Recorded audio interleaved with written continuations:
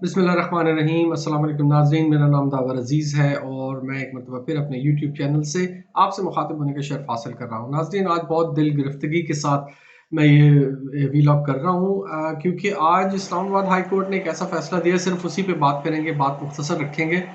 उन्होंने एक ऐसा फ़ैसला दिया है कि जिस पर कलेजा खून हो गया है। इंसाफ और कानून का और आइन को जिस तरह से पामाल किया गया, उस पर बात करते हैं। उससे पहले गुजारिश करूँगा कि आप मेरा चैनल सब्सक्राइब कर लीजिए। अगर वीडियोस आपको पसंद आती हैं तो लाइक और शेयर भी कीजिए। बेल आइकॉन ज़रूर दबाइए, क्योंकि उससे आपको नोटिफिकेशन मिलता रहेगा जब भी मेरी वीडियो अपलोड होगी, वीलॉग अपलोड होगा। मौजू की तरफ आते हैं। इस्लामाबाद हाई कोर्ट के चीफ जस्टिस आमिर फारूक ने नवाज शरीफ की हिफाजती ज़मानत की दरख्वास्त समाअत के लिए मंजूर कर ली है। ना सिर्फ मंजूर कर लिया, बल्कि झट मंगनी चट ब्याह वाला हिसाब उन्होंने किया है कि मंजूर भी कर ली, उससे समाअत के लिए भी लगा दिया, तश्कील भी दे दिया गया, बेंच वगैरह जो कुछ भी है, और उनके दलाइल भी सुन लिए गए। दरख्वास्त सुन ली गई जो जिन्होंने दरख्वास्त दायर की है नवाज शरीफ के वकीलों ने, कि हमारा क्लाइंट वापस आ रहा है, वो अदालत में सरेंडर करना चाहता है, उसे हिफाजती ज़मानत दी जाए, उसे एयरपोर्ट से या कहीं और से गिरफ्तार ना किया जाए, वो कानून के सामने पेश होने के लिए आ रहा है, वगैरह वगैरह वगैरह। अच्छा, इस पर chief justice Islamabad high court Aamir Farooq ने ये पूछा कि जी, इसमें जो दूसरे मुद्दा ले हैं वो नैब है, तो क्या नैब का कोई नुमाइंदा मौजूद है? ये उनसे बात किए बगैर तो मैं ये नहीं दे सकता फैसला, या इसको नहीं कर सकता, केस को आगे नहीं बढ़ा सकता, इस अपील को। तो इत्तफाकन वहाँ पर नैब का एक कारिंदा वहाँ मौजूद था फरमाइशी प्रोग्राम के तहत, और उसने उठ के कहा कि मैं नैब से हूँ। तो उसने कहा कि आप कैसे हो? उसने कहा कि मैं किसी काम से आया था, यहाँ पता नहीं क्या करने आया था, कोई बाग जिना में, वो बाग जिना तो खैर लाहौर में है, किसी को सैर करने आया था सुबह की, या कोई किसी वैसे ही अटकेलियाँ करता हुआ इधर आ गया था, तो मैं हाजिर हूँ, मुझसे बात करें। आपके पास चीफ जस्टिस ने पूछा कि आपको इसकी हिदायत मिल चुकी है? उन्होंने कहा जी मिल चुकी हैं। भाई, तुम घूमने फिरने आए थे, किसी और काम से हाईकोर्ट आए थे, तुम्हें इस केस के बारे में इंस्ट्रक्शंस किसने दी? खैर, फरमाइशी प्रोग्राम आगे चलता है, तो उन्होंने कहा जी कि ठीक है, हम इसके ऊपर अब बाकायदा जो मुखालफिन हैं, इस दरख्वास्त की मुखालफत करने वाले नैब और उसके प्रोसिक्यूटर, उसकी हम बात सुन लेते हैं। बात सुन के फिर फैसला करेंगे कि नवाज शरीफ को जमानत, ये राहदारी जमानत, या जो भी वो हिफाजती जमानत मांग रहे हैं, वो देनी है या नहीं देनी। इसके जरा कानूनी पहलू आप देख लें।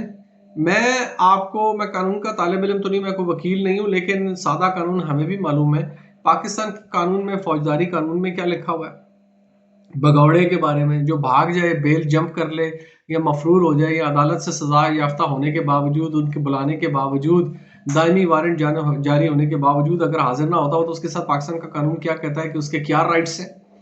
और 2015 में गालिबन सुप्रीम कोर्ट अपने एक तफसीली फैसले में ये कह चुकी है, बड़ी तफसील से और बड़ी वजाहत सराहत के साथ कह चुकी है, कि जो भगौड़ा है, जो एब्सकॉन्डर है, जो मफरूर है, जो भाग चुका है, उसके पास कोई राइट नहीं है कि वो अपील भी कर सके, कोई ऐसी दरख्वास्त दे सके कि उसे फांसी जमानत दी जाए, क्योंकि वो अदालत में पेश होना चाहता है। वजह उसकी ये बताई गई कि उसने अपना वो राइट सरेंडर कर दिया, खत्म कर दिया, नलीफाई कर दिया, खुद से उसके गर्दन पर छुरी फेर दी अपने इस राइट के, कि उसे हिफाजती जमानत दी जाए, क्योंकि वो अदालत आना चाहता है। जब अदालत के बार बार बुलाने के बावजूद नहीं आया, तो फिर उसका कोई राइट नहीं रहता। कानून में उस मफरूर भगौड़े इश्तिहारी को कोई राइट नहीं है, जो कि नवाज शरीफ है। भगौड़ा है, मफरूर है, इश्तिहारी है, एब्सकॉन्डर है, अदालतों से, जेल से फरार शुदा है, झूठ बोलकर भागने वाला बंदा है।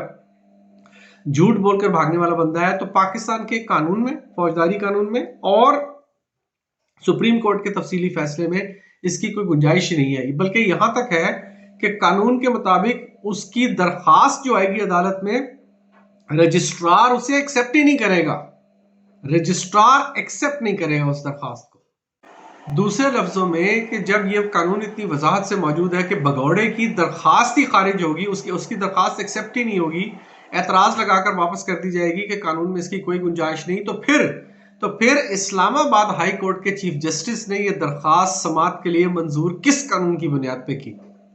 मैं एक सवाल करता हूं अरबाब दानिश वक्ल से, जो कानून जानते हैं, क्या सुप्रीम कोर्ट, क्या माफ कीजिएगा, इस्लामाबाद हाई कोर्ट के चीफ जस्टिस पर तौहीन अदालत नहीं लग सकती इस बात के ऊपर? क्या उसने ये काम नहीं किया कि उसने सुप्रीम कोर्ट के एक वाज़ेह फैसले के होते हुए, उसके नीचे लोअर कोर्ट होते हुए, उसने اپنے سے ہائر کورٹ کا حکم بھی اگنور کیا، اس کا فیصلہ اگنور کیا، اس کے مضمرات اگنور کیے، قانون کی دھجیاں اڑاتے ہوئے بگوڑے اشتہاری مفرور ایبسکانڈر کی درخواست سماعت کے لیے منظور کر لی، جو کہ درخواست منظوری کے لیے آنی ہی نہیں چاہیے تھی، رجسٹرار سے ہی یہ درخواست واپس ہو جانی چاہیے تھی۔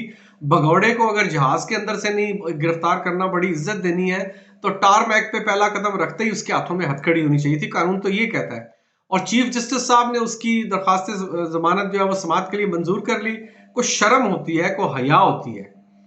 میں توہین عدالت، کیا توہین عدالت ہوتی ہے؟ جب عدالتوں میں بیٹھے ہوئے معزز جج، معزز میں انورٹڈ کامرز میں کہوں گا، عدالتوں میں بیٹھے ہوئے معزز جج صاحبان اگر خود قانون کی اور عدالتوں کی توقیر بے توقیری کریں اور ان کی توقیر کی دھجیاں اڑانی شروع کر دیں، تو ہم جیسے عام انسانوں کا کیا قصور ہے جی؟ ہم پر کس چیز کی توہین عدالت لگے گی؟ جج صاحب کا، چیف جسٹس صاحب کا یہ فیصلہ کہ ابھی انہوں نے فیصلہ نہیں دیا کہ اس کو ضمانت دینی یا نہیں دینی، وہ کیا انہوں نے فیصلہ دینا ہے وہ لکھا ہوا ہے، وہ ہمیں پتہ ہے، انہوں نے پڑھ دینا لکھا ہوا فیصلہ، ہمیں پتہ ہے انہوں نے کیا فیصلہ دینا ہے۔ لیکن اس درخواست کو قانونی طور پہ میں کہہ رہا ہوں کہ ایک پوزیشن ہوتی ہے ڈیفیکٹو، ایک ہوتی ہے ڈیجیورو۔ ڈیجیورے پوزیشن وہ ہوتی ہے جو قانون کہتا ہے، ڈیفیکٹو وہ ہوتی ہے جیسے آپ سب کو پتا ہے کہ پاکستان کا ڈیفیکٹو وزیر اعظم کون ہے، حکومت کون چلاتا ہے، وزیر اعظم کو تو بٹھایا جاتا ہے کرسی کے اوپر، جیسے کاکڑ صاحب آج کل بیٹھے ہوئے ہیں۔ تو ڈیفیکٹو پوزیشن جو ہے وہ جو بھی ہے، ڈیجیورے پوزیشن یہ ہے کہ ان کی درخواست ضمانت کی بار اٹھا کے ان کے منہ پر مارنی چاہیے کہ جب تمہیں 4 سال سے بلایا جا رہا تھا تو تم کہاں پہ تھے؟ تم بگوڑے ہو چکے ہو، اشتہاری ہو چکے ہو، دائمی وارنٹ نکل چکے ہیں، عدالتوں نے تمہیں مفرور ڈکلیئر کیا ہوا ہے، تمہاری سماعت کے قابل ہی نہیں ہے درخواست، یہ واپس لے جاؤ۔ لیکن اسے چیف جسٹس صاحب نے ایکسیپٹ کیا ہے سماعت کے لیے، تو چیف جسٹس صاحب آپ کے اوپر توہین عدالت لگتی ہے اس کے اوپر۔ کوئی بات نہیں، وقت اچھا ہو یا برا ہو گزر جاتا ہے، آج کل کسی کا برا وقت آیا ہوا ہے، کسی کا اچھا چل رہا ہے، وقت کو اللہ تعالیٰ، ان حالات کو اللہ تعالیٰ لوگوں کے درمیان الٹتا پھیرتا رہتا ہے۔ جب بروں کا اچھا وقت آئے گا تو یہ تمام چیزیں کہیں نہ کہیں نوٹ ہو رہی ہیں، اور آپ کو ان سب کا جواب دینا پڑے گا، سپریم جوڈیشل کاؤنسل میں بھی جواب دینا پڑے گا، عوام کی عدالت میں بھی جواب دینا پڑے گا، اور چیف جسٹس صاحب آپ کو اللہ کے حضور تو جواب دینا ہی پڑے گا۔ اللہ تعالیٰ نے آپ کو اس قوم پر اسلام آباد ہائی کورٹ کے چیف جسٹس کی شکل میں 2031 تک مسلط کیا ہے، تو پھر اسلام آباد ہائی کورٹ کا اللہ ہی حافظ ہے۔ اگر اس قسم کے فیصلے آپ نے دینے ہیں، اگر ایک ایسا فیصلہ جو لوور کورٹ سے جس کی اپیل آپ کے پاس آئے، سائفر کیس کا فیصلہ کہ جی اس کی سماعت جیل میں ہونی چاہیے یا نہیں ہونی چاہیے، سماعت جیل میں شروع بھی ہو گئی ہے، آپ نے 1.5 مہینے پہلے فیصلہ دے کے اسے محفوظ کر لیا تھا، اور اتنی مضبوطی سے محفوظ کیا تھا کہ وہ اپنا کفل کھول کے باہر نہیں نکل سک رہا تھا وہ فیصلہ۔ کل آپ نے وہ فیصلہ سنایا ہے، اور اس میں آپ نے کیا فرمایا ہے کہ جی یہ لوور کورٹ کو واپس بھیج دو، وہ اس کی دوبارہ سے سماعت کر کے اس کا فیصلہ کریں۔ وہی ٹیکٹ، وہی چلاکی، وہی چلتر جو آپ نے پہلے اس میں توشہ خانہ والے کیس میں کیے تھے، وہ جج دلاور رمائیوں کو آپ بار بار بھجوا رہے تھے، وہ آپ کو بھیج رہا تھا، پھر واپس آ رہا تھا، جو پنگ پونگ کی گیم ہو رہی تھی وہی آپ نے اس کیس میں کی ہے۔ کیا منہ دکھائیں گے آپ عوام کو؟ مگر آپ کو عوام کی فکر ہو تو آپ یہ فیصلے کریں کیوں؟ آپ نے 1.5 مہینہ اس فیصلے کو سنانے میں 30 سیکنڈ نہیں لگ سکتے، ایک شارٹ آرڈر آپ سنا سکتے ہیں جی کہ میں کیس واپس بھیج رہا ہوں، تفصیلی فیصلہ بعد میں جاری کر دوں گا۔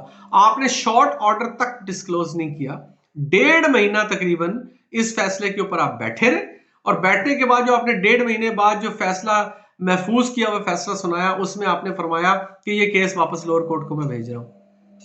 کوئی شک نہیں ہے کہ پاکستان 140 ممالک میں سے 138ویں نمبر پر ہے، یہ قانون اور انصاف اور میرٹ اور قانون نافذ کرنے اور عدالتی فیصلوں کی، اس قسم کے فیصلوں کے باعث آپ لوگوں نے پاکستان کی عدالتوں کو بے توقیر کیا ہے۔ کالے کوٹ پہنے ہوئے منی ہٹلر ٹائپ کے آپ لوگ بیٹھے ہوئے عدالتوں میں، اور آپ من مانیہ فیصلے کرتے ہوئے، فرعونیت کا مظاہرہ کرتے ہوئے، جو آپ کے دل میں آتا ہے یا جو پیچھے سے دل میں آپ کے کیا آنا ہے، کٹ پتلیوں کے دل ہوتے ہیں، کٹ پتلیوں کا دماغ ہوتا ہے کہ وہ سوچیں گے جو آپ کے ہز ماسٹر وائس کے والا جو حساب ہے، جو آپ کی ڈوریاں ہلا کے کرتا ہے، آپ وہی چیزیں آگے کر دیتے ہیں، وہی ایکٹ آپ سامنے پیش کرتے ہیں جو پیچھے سے آپ کی ڈوریاں ہلانے والے کرتے ہیں۔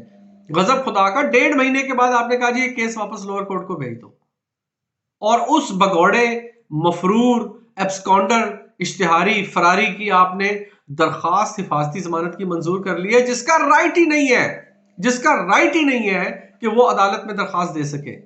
منہ پہ مارنی چاہیے تھی اس کی درخواست رجسٹرار کو. اگر پاکستان میں آئین اور قانون کی پابندی ہو رہی ہوتی، کوئی عقل، کوئی شعور، کوئی دانش، کسی کا کوئی مظاہرہ ہو رہا تھا، کوئی نیوٹرلزم ہوتا، کوئی عدالت کے پلڑے توازن بھاری برابر ہوتا. یہ ابسکانڈر پیش نہیں ہوا عدالت میں. بایو میٹرک ضروری ہوتے ہیں. اول تو اس کو یہ الاؤڈ ہی نہیں ہے. لیکن چلیں اگر آپ نے فرعونیت کا مظاہرہ کرنا ہی تھا اور آپ نے ایک ابسکانڈر کو حفاظتی ضمانت دینی تھی، بگوڑے کو دینی تھی جس کی قانون میں گنجائش نہیں ہے، تو جناب والا اس قسم کی ضمانتوں کے لیے بایو میٹرک ضروری ہوتا ہے، فنگر پرنٹ لینا ضروری ہوتا ہے. مجرم کو تو یہ ملتی نہیں ہے جس کے اوپر سزا ثابت ہو چکی ہے، جو جیل سے بھاگا ہوا ہے. ملزم کو عدالت میں حاضر ہو کے اپنے فنگر پرنٹ دینے پڑتے ہیں، اس کے بعد یہ چیزیں ہوتی ہیں، قبول ہوتی ہیں. کیا آپ ہی کی عدالت نے عمران خان صاحب کو فورس نہیں کیا تھا آ کر وہ اپنا پرسنل حاضر ہوں، بایو میٹرک سکین دیں تاکہ ان کی ضمانت کی درخواست کنسیڈر کی جا سکے؟ یہ آپ ہی کی عدالت تھی یا لوور کورٹ تھی؟ مجھے اس بارے میں یاد ہے، میرا خیال ہے آپ ہی کی عدالت تھی. عامر فاروق صاحب، کوئی جس کرسی پر آپ بیٹھے ہیں نا اس کے رتبے کا کوئی لحاظ کر لیں. کوئی شرم ہوتی ہے، کوئی حیا ہوتی ہے، لیکن شرم اور حیا ان کے لیے ہوتی ہے جنہیں شرم اور حیا کا کوئی پاس ہو، جن لوگوں نے اپنے ضمیر گروی رکھ دیے ہوں، جن لوگوں نے دنیا کو دین کے بدلے خرید لیا ہو، جن لوگوں نے اپنے ہز ماسٹر وائس کے سامنے دم ہلانے کو اپنا فریضہ سمجھ لیا ہو. ان کے لیے کیا شرم اور کیا حیا. جب آپ خود توہین عدالت کر رہے ہیں، جب آپ خود توہین قانون آئین کر رہے ہیں، تو ہم جیسے لوگوں کے لیے تو توہین عدالت پھر اس کی کھلی اجازت ہونی چاہیے. جناب ہم تو کسی شمار و کتار میں نہیں ہیں. کہ خدا کا خوف کریں اور یہ فیصلہ اگر تھوڑی سی جرت کا آپ مظاہرہ کریں، کچھ نہیں ہوتا، کوئی آسمان نہیں ٹوٹ جائے گا سر پہ، کوئی پہاڑ نہیں گر جائے گا آپ پہ. لوگ آپ کی تحسین ہی کریں گے، اور اس بگوڑے ابسکانڈر مفرور اشتہاری مجرم کی جو آپ پورے قانون کو، پورے سسٹم کو دھوکہ دے کے بھاگا ہوا لنڈن میں عیاشی کر رہا تھا، اس کی یہ ضمانت، حفاظتی ضمانت کی درخواست اس کے منہ پر مارے اور اسے کہیں کہ بچو بیٹا تمہیں ہتھکڑیاں پہنا کے جہاز سے اتارا جائے گا، تم اسی لائق ہو، اس کے بعد ہم دیکھیں گے کہ تمہارے ساتھ کیا سلوک کرنا ہے. آپ کا بہت شکریہ، آپ سپورٹ کرتے ہیں. ایک بار پھر چینل سبسکرائب کرنے کی گزارش ہے آپ سے. آپ میرے لیے دعا کیجئے، میں آپ کے لیے دعا گو ہوں. پاکستان ہمیشہ زندہ باد.